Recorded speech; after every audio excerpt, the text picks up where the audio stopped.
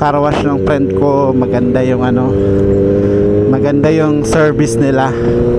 Kasi yung electric scooter ko na motor punk, ang tagal na ano, nawawashingan naman yon, pero nung sa kanila dinala, nagmukhang bago.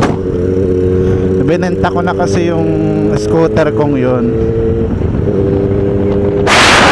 para ano, para wala nang harang doon sa tindahan. Tapos may motor naman na ngayon.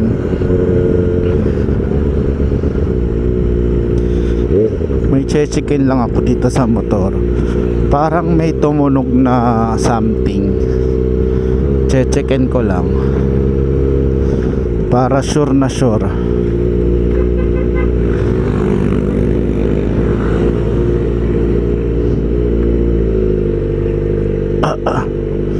Ito sa may tambutso. Okay naman. Siguro may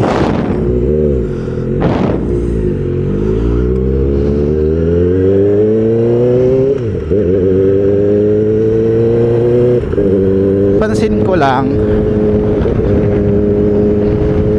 pag dinadrive ko pala itong sasakyan na to, parang ang feeling ko ang heroic, parang ang dali niyang gamitin talaga. Ano, parang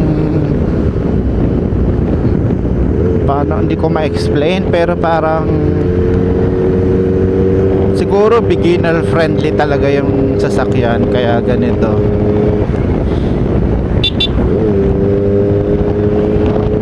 Kaya ako nasasabi yung ganito. Siguro kung nag 6R ako or 1000cc, baka talagang ramdam na ramdam ko yung hatak, yung torque, saka yung puwersa niya.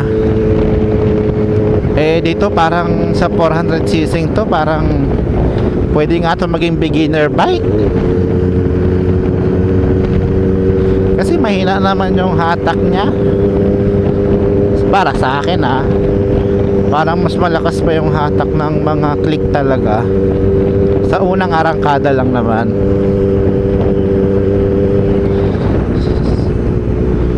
O dahil, kaya ako siguro nasasabi yung ganito dahil mas maingat yung pagpisil ko kumpara sa click na parang confident ako na makokontrol ko, kaya kung pigayin ko siya malakas.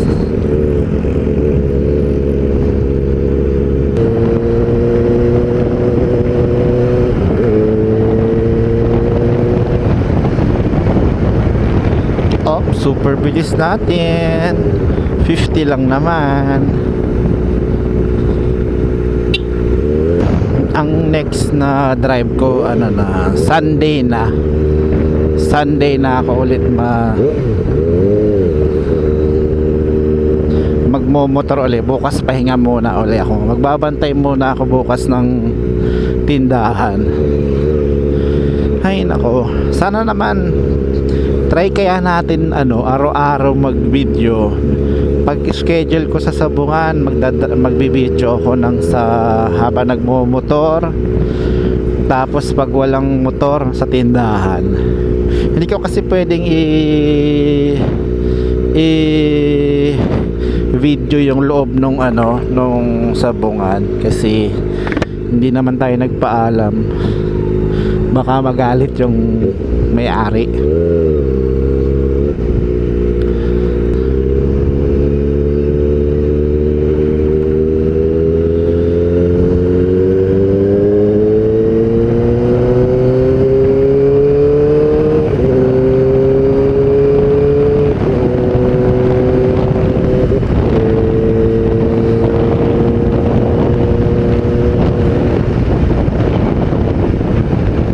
Ganda na ng kalsada ngayon dito. Ang tagal rin itong ginawang inispalto.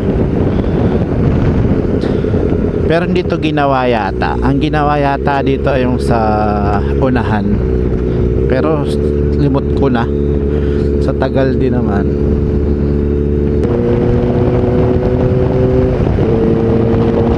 Ang sarap talaga sa feeling nitong gamit. Parang ang sarap talaga sa hangin nitong pag nagmo-motor. Alam, ang dapat lang talaga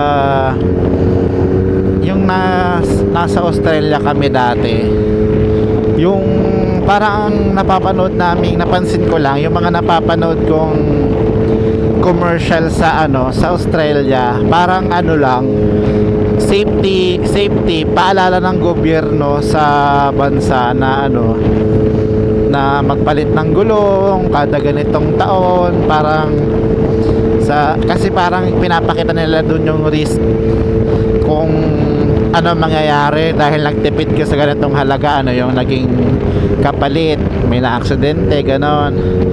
Tapos yung mga pinupuntahan namin sa Australia dati at napakahigpit sa sa safety, may mga vest, may mga umiilaw sa vest, may basta lahat talagang mahigpit sila. Kaya naisip ko dapat siguro yung mga ganun, may commercial sa TV, parang paalala na kailangan lagi naka-helmet pag nagmo-motor, parang mga basic na alam ko naman na basic yun, pero tingin ko dapat wala pa rin tigil mag-commercial na ipapakita yung mga risk pag hindi ka nag-helmet, anong pwede mangyari sa'yo sa pagmumotor, yung mga ganyan. Kasi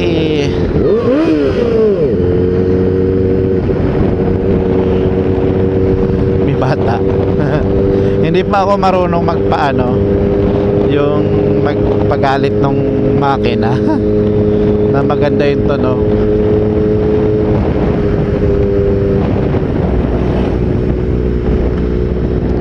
School zone, bangga lang, wala pang hindi pa na ibabalik yung guhit dyan, yung guhit ng pedestrian lane ng mga estudyante, hindi pa na ibabalik.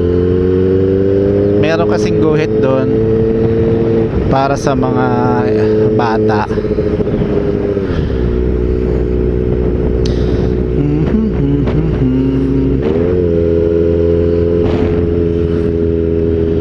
Biglang sumakit ang likod ko sa driving position ko yata.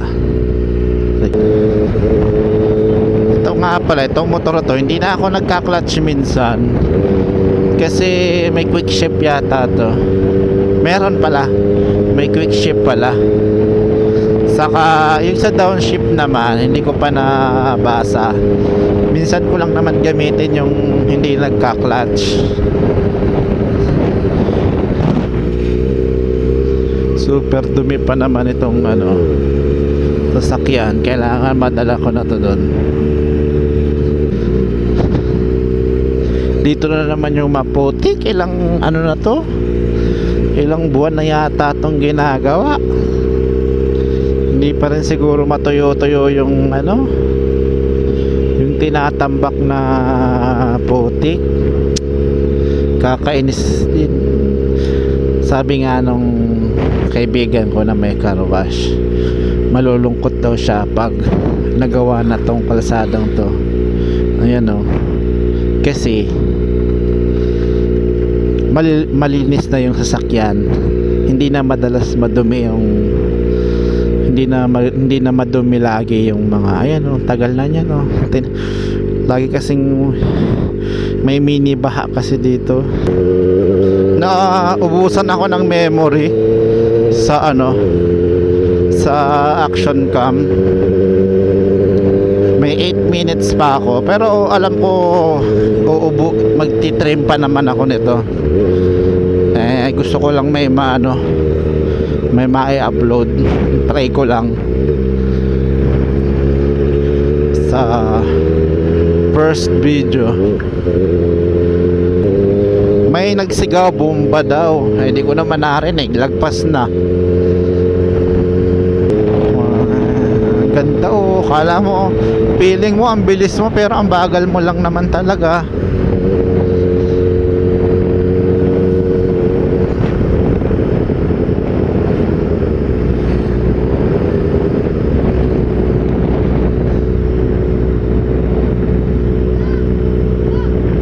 Lagpas. May sasakyan kasi sa likod. overtake ka na. Sige na. Overtake ka na. May kasalubong. Ano tayo magagawa? Hindi ka na makaka-overtake. Puro paliko na to. Sentro na. Tapos may school pa.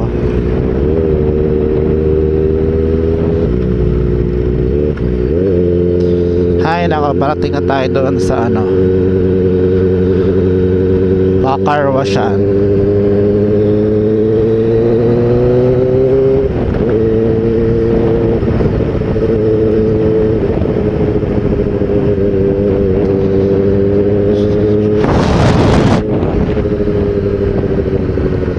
Bang! Bang, bang, bang.